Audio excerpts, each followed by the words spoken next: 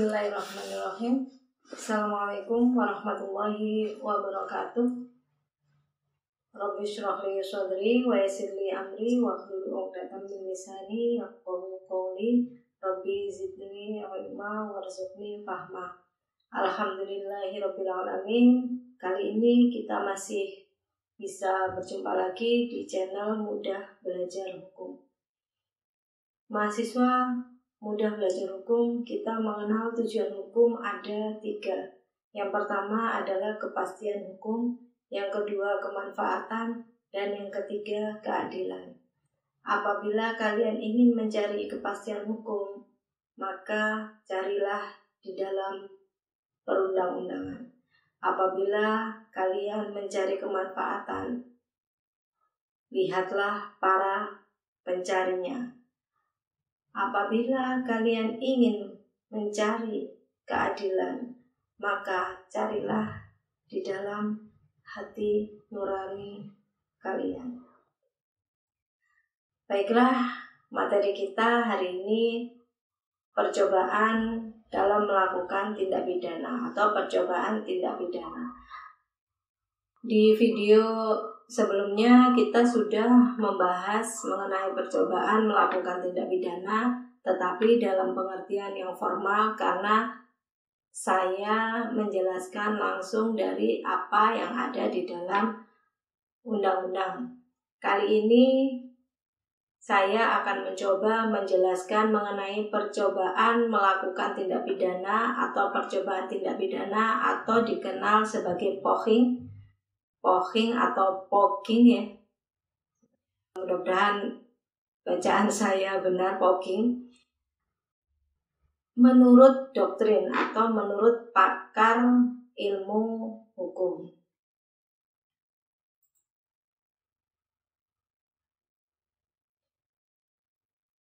Ini ada satu cerita. Sama dengan video-video yang sebelumnya, saya juga menampilkan satu cerita ringan. Untuk cerita yang sesungguhnya kalian bisa mencari di internet, kalian bisa googling sendiri, mencari kasus-kasus yang nyata, kasus-kasus yang real mengenai percobaan tindak pidana untuk memperdalam pengetahuan mengenai percobaan melakukan tindak pidana.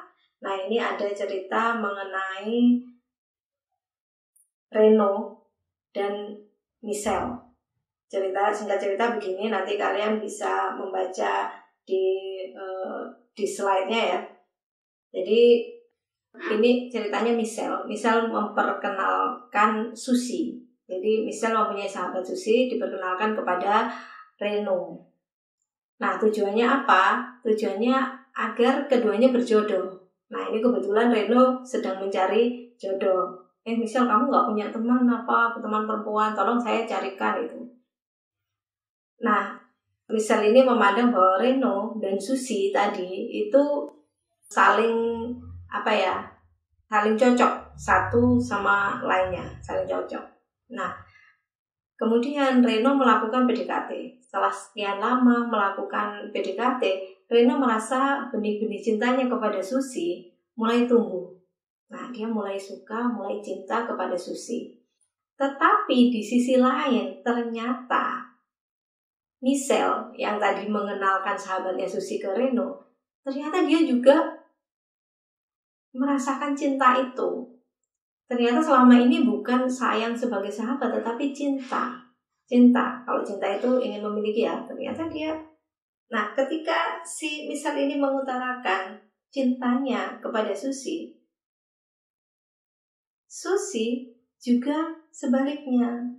Ternyata Susi juga mencintai Michelle. Akhirnya mereka melanjutkan hubungannya, kemudian bertunangan. Mengetahui hal ini, Reno sakit hati terhadap Michelle. Dulu dia kenalkan kepada saya.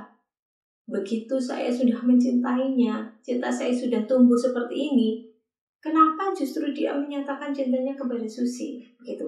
Jadi dia sakit hati, dia patah hati. Akhirnya apa dalam hatinya? Dia ingin menghabisi Michelle. Pokoknya nggak boleh ada yang mendapatkan Susi. Saya harus menghabisi Michelle. Begitu kata Reno. Di scene 2, Reno memikirkan cara supaya dapat menghabisi nyawa Michelle dengan mudah tanpa perbuatan fisik yang berarti supaya tidak menyoloknya. Kemudian di scene 3, Reno membeli asam sianida. Nah, kita tahu ini asam sianida ini racun, seperti racun yang dimasukkan ke dalam minumannya Mirna, ya. Mirna, kasus Mirna Jessica. Kemudian Reno membuat janji dengan Michelle dan memesan tempat di kafe yang biasanya mereka bertemu, Michelle, Reno, dan Susi. Nah, ini ada scene 41, ada scene 42, scene 43, dan 44. Nanti kita bahas satu persatu, jadi nanti kita kembali ke scene ini setelah mempelajari teori-teorinya. Ada scene 5, Reno tidak jadi membubuhkan sianida karena kasihan terhadap Michelle. Mempertimbangkan juga persahabatan mereka yang sudah berjalan cukup lama. Kemudian yang scene 5, Reno menukar minuman yang mengandung sianida tadi dengan minumannya sendiri. Karena ketika ngobrol, ya, jadi akan kejadian bahwa Reno akan membunuh Michelle dengan minuman yang mengandung sianida itu. Sebelumnya Michelle bercerita, saya ini ahli racun. Saya ini tahu racun apa saja, bahkan dari bau minumannya itu saya tahu. Nah, ketika Michelle mengatakan itu, kemudian Reno tidak jadi memberikan minuman tersebut dan dia menukar minuman itu dengan minumannya. Baiklah, kita kembali ke teori mengenai percobaan. Kemarin kita sudah mempelajari pasal 53. Jadi percobaan ini diatur di dalam pasal 53 dan 54. Pasal 53 ada beberapa ayat. Kemudian pasal 54 menyatakan bahwa percobaan melakukan pelanggaran tidak dipidana. Kita bisa melihat pelanggaran itu apa saja, atau perbuatan-perbuatan yang masuk pelanggaran itu apa saja, itu ada di buku ketiga KUHP. Jadi KUHP ada 3 buku, ya. Buku pertama mengenai ketentuan umum, kemudian buku yang kedua mengenai kejahatan, dan yang ketiga adalah pelanggaran. Meskipun di luar KUHP juga ada dibicarakan mengenai pelanggaran-pelanggaran. Contohnya pelanggaran lalu lintas itu kan tidak diatur di dalam KUHP. Tapi kalau ingin tahu apa sih pelanggaran apa saja yang merupakan pelanggaran dalam KUHP, kita bisa melihat di buku yang ketiga. Dan percobaan untuk melakukan pelanggaran-pelanggaran ini itu tidak dipidana. Contoh salah satu pelanggaran itu adalah penggelandangan. Nah, penggelandangan atau menggelandang. Jadi orang-orang yang homeless gitu, penggelandangan, atau bukan homeless juga bisa sih kalau dia menggelandang kalau mau, ya. Karena apa?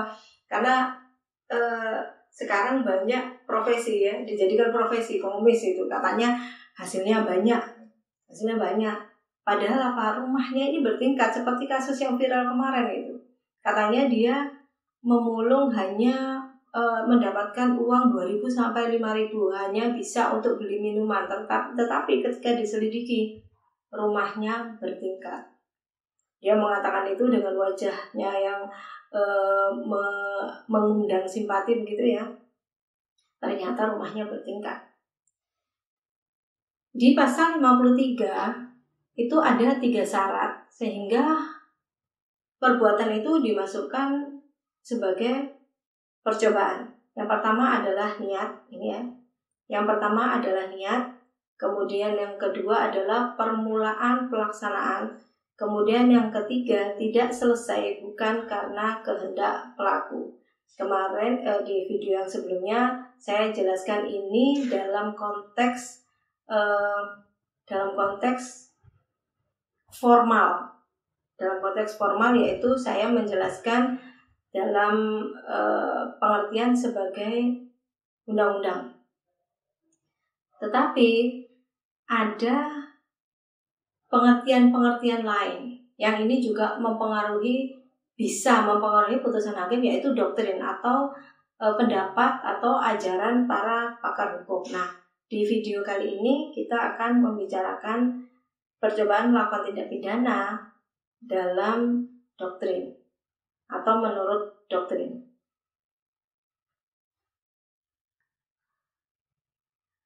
Dasar patut dipidananya percobaan. Kenapa sih percobaan itu tetap dikenakan pidana? Padahal tujuan dalam percobaan tindak pidana itu, tujuan yang ingin dicapai itu tidak terjadi. Contoh yang kemarin saya berikan adalah di rumah saya, di rumah susun. Saya cerita di video yang lalu, itu ada seorang pencuri yang dia turun melalui tangga darurat. Dia turun melalui tangga darurat karena dia kesulitan membawa barang hasil curiannya, maka dia letakkan di situ. Diletakkan di tangga darurat, kemudian dia turun. Ketika dia turun baru diteriakin maling, maling, maling, tetapi dia sudah melarikan diri. Selanjutnya saya juga tidak tahu apakah kemudian malingnya tertangkap atau tidak, karena ini adalah cerita dari tetangga saya. Nah, apakah setelah dia mencuri tetapi barangnya ini tidak dibawa, kemudian dia tidak dikenakan pidana? Ini ada 3 teori mengenai dasar patut dipidananya percobaan. Yang pertama adalah teori subjektif. Teori subjektif kita tahu teori subjektif itu berasal dari hati ya. Jadi mengapa percobaan melakukan tindak pidana itu dipidana? Karena apa? Dilihat dari niat jahatnya. Jadi berbahayanya adalah dari niatnya. Kalau ada niat jahat itu biasanya akan diikuti oleh perbuatan yang jahat. Jadi dasarnya adalah niat yang jahat. Kemudian yang kedua adalah teori objektif. Nah, kalau teori objektif ini, mengapa percobaan harus dipidana? Karena didasarkan pada perbuatan jahatnya. Jadi seseorang itu sudah memulai atau sudah melakukan permulaan untuk melakukan tindakan yang membahayakan orang lain. Jadi tindakan jahatnya itu membahayakan orang lain. Kemudian untuk yang ketiga adalah teori campuran. Kalau teori campuran ini ada 2.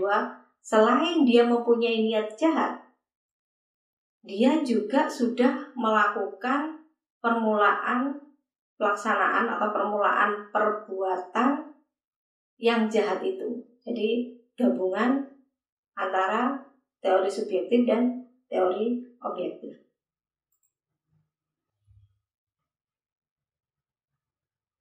Di video sebelumnya saya mengatakan bahwa niat itu adalah ada kesengajaan di situ. Jadi dia sengaja untuk melakukan tindak pidana. Jadi ada maksud, ada kehendak. Tetapi bagaimana sebenarnya menurut para pakar? Apa yang dinamakan niat itu? Menurut Simon, Van Hammel, Van Dijk, Van Hattum, Hazewinkel, Suringa, dan Jonkers, niat adalah sengaja dalam berbagai tingkatan atau dalam segala tingkatan.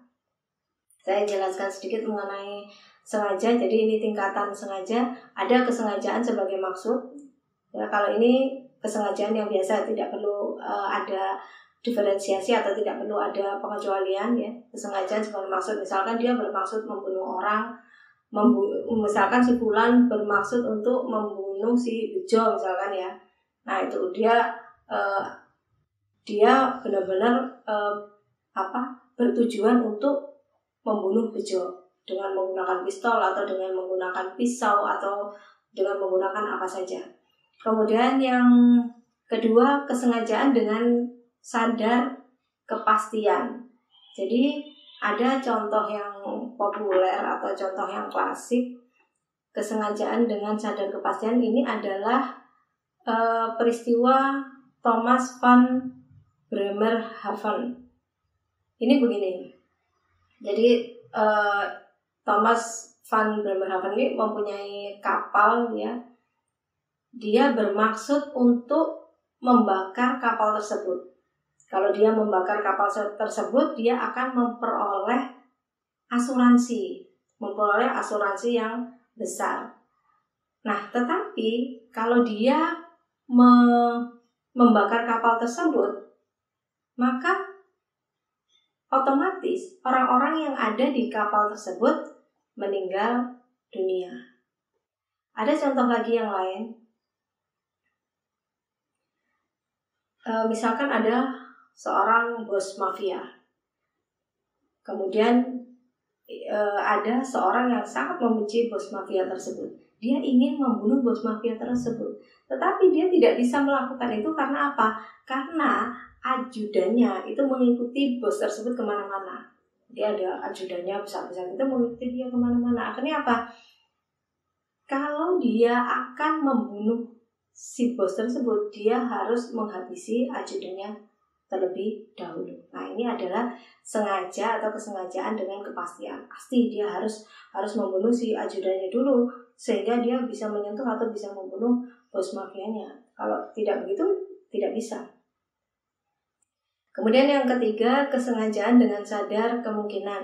Nah, ini contoh yang populer. Misalkan si A ingin membunuh si B. Dia memasukkan racun ke dalam kue. Jadi kue ini dibubuhi racun kemudian dikirim ke rumahnya si B. Padahal si A tadi tahu si B ini tinggal bersama istri dan anak-anaknya. Nah, bisa jadi yang memakan kue tersebut bukan si A, atau si A juga bersama istri dan anak-anaknya. Nah, jadi ini sengaja dengan sadar kemungkinan. Dia sadar mungkin yang memakan bukan hanya si B, tetapi istri dan anak-anaknya.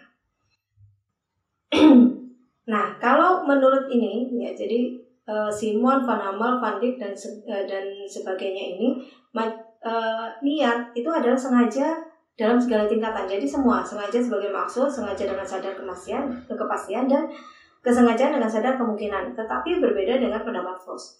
Voss mengartikan kesengajaan secara sempit, yaitu bahwa niat adalah sama dengan kesengajaan sebagai maksud. Hanya kesengajaan sebagai maksud. Jadi untuk kasus yang ketiga ini yang si A membubuhi racun itu, misalkan tadi yang memakan adalah istri atau anaknya, maka tidak ada percobaan pembunuhan terhadap si B, tidak ada. Gitu. Jadi karena dia mengatakan kesengajaan sebagai maksud saja. Jadi yang kesengajaan dengan sadar kepastian dan ini tidak memunculkan percobaan pembunuhan, ya. Tetapi langsung pembunuhan begitu. Tapi tidak ada percobaan terhadap B, ya, di kasus yang ini. Ini contohnya. Benny mengirimkan kue beracun kepada musuhnya, Bento, dan dia menyadari kemungkinan adanya orang lain yang ikut makan. Kalau rencana itu gagal bukan karena kehendaknya sendiri, maka menurut Voss dalam hal ini tidak mungkin ada percobaan.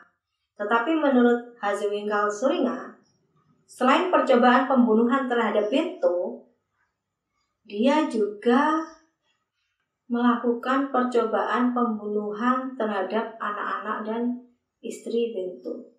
Itu kalau anak-anak dan istri Bento tidak meninggal dunia. Itu masuk percobaan, tapi kalau sudah meninggal dunia, lain lagi. Kemudian menurut Pompey, niat ditujukan pada menghendaki dan mengetahui. Nah, ini seperti pendapat MVT, Memory Van to Lifting, mengenai kesengajaan. Sengaja adalah willens and wettens, yaitu menghendaki dan mengetahui. Menghendaki apa yang akan dilakukan, jadi perbuatannya, menghendaki perbuatannya, kemudian mengetahui akibatnya. Jadi dia sudah membayangkan, dia sudah mengetahui kalau dia melakukan perbuatan itu, maka akibatnya bagaimana. Dengan demikian niat berarti bertindak dengan sengaja.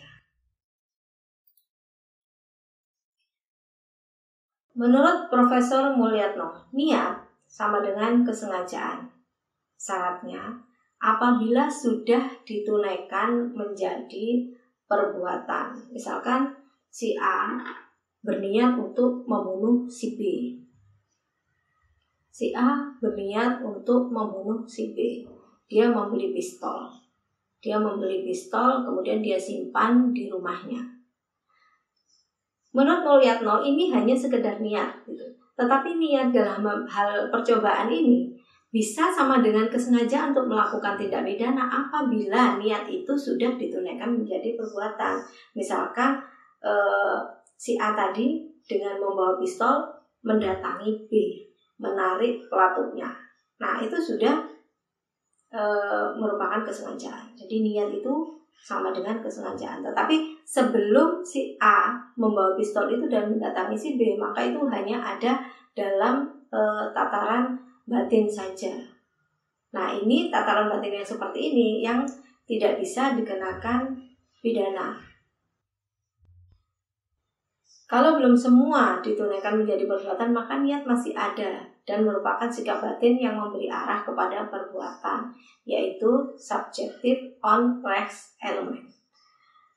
Niat dalam delik percobaan mempunyai dua arti. Dalam hal percobaan selesai atau percobaan lengkap, niat sama dengan kesengajaan.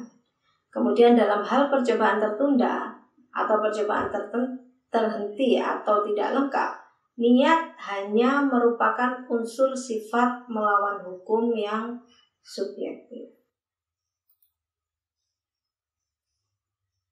Itu syarat yang pertama. Syarat yang pertama mengenai niat. Kemudian yang kedua adalah syarat permulaan pelaksanaan. Van Hamel, Pompe, Van Bemmelen, dan Van Hattum menyatakan permulaan pelaksanaan adalah permulaan pelaksanaan dari kejahatan.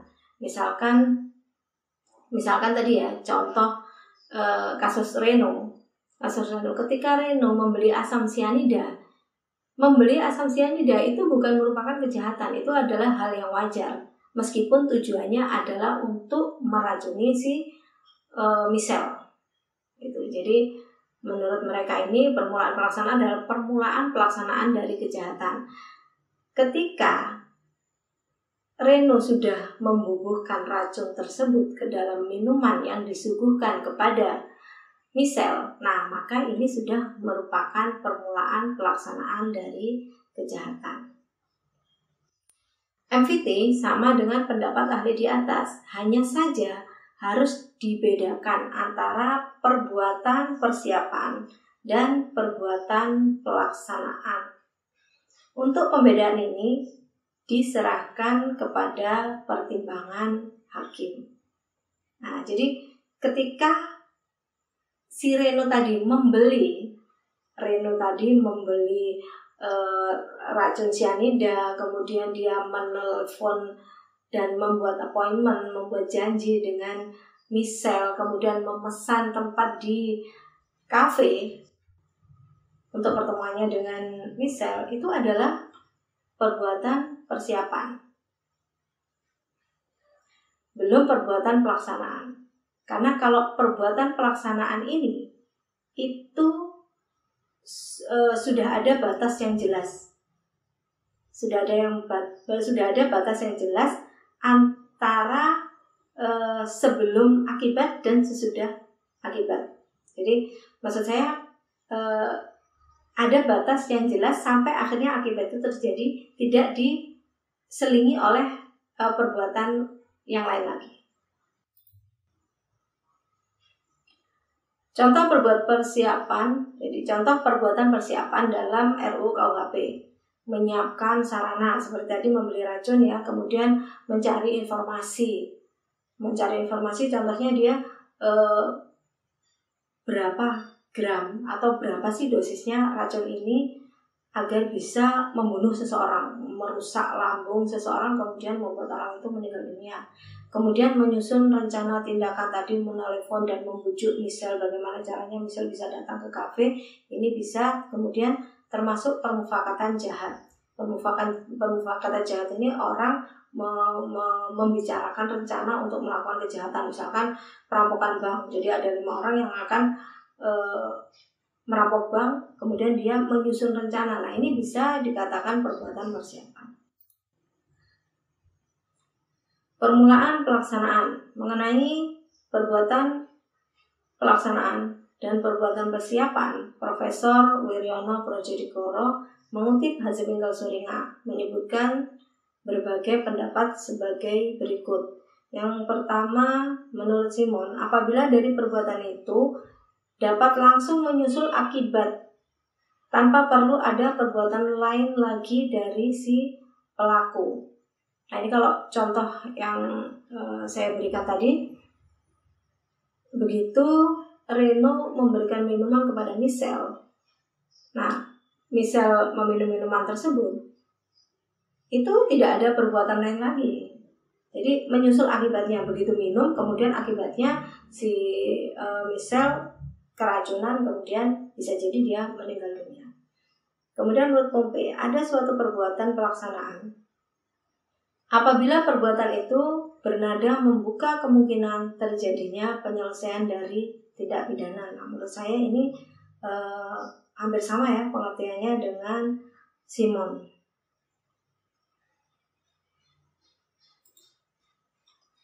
Kemudian yang ketiga, menurut Zevenbergen menganggap percobaan ada apabila kejadian hukum itu sebagian sudah terjelma atau nampak. Nah, kejadian hukumnya dalam contoh tersebut adalah dia sudah membubuhkan racun, nah kemudian diberikan kepada Michelle.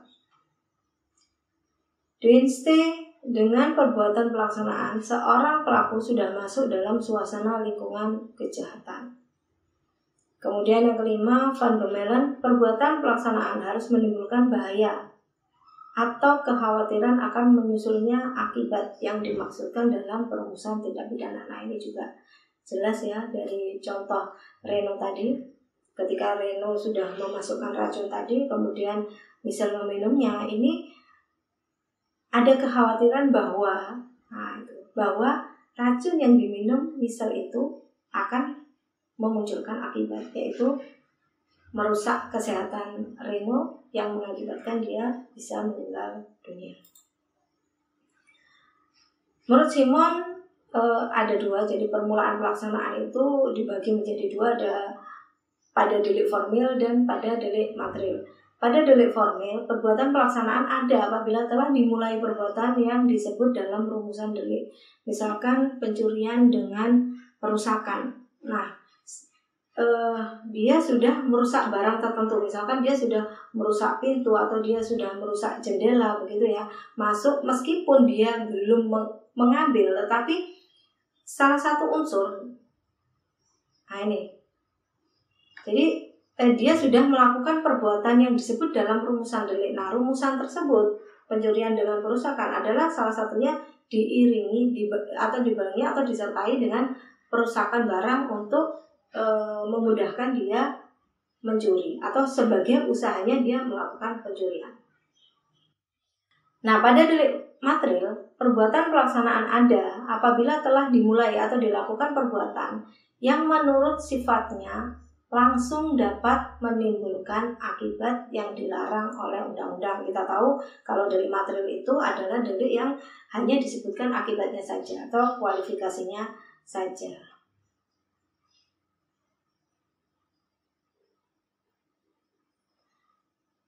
Nah, dari pendapat-pendapat tersebut, maka perbuatan pelaksanaan harus memenuhi 3 syarat, yaitu secara objektif mendekatkan pada suatu kejahatan tertentu. Kejahatan tertentu contohnya adalah misalkan mendekatkan pada pemerkosaan, mendekatkan pada pembunuhan, mendekatkan pada pencurian, penipuan, dan lain sebagainya.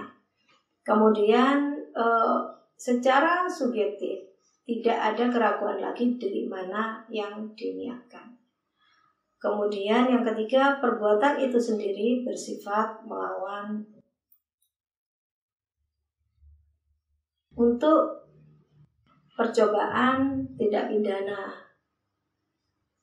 yang kedua ini, yang pertama ini saya cukupkan sekian. Terima kasih, tetap belajar di Mudah Belajar Hukum. Jangan lupa like, komen, dan subscribe. Apabila ada pertanyaan, ada masukan, apabila ingin melakukan diskusi dan lain sebagainya, silahkan ditulis di komen. Terima kasih atas perhatiannya. Saya akhiri. Assalamualaikum warahmatullahi wabarakatuh.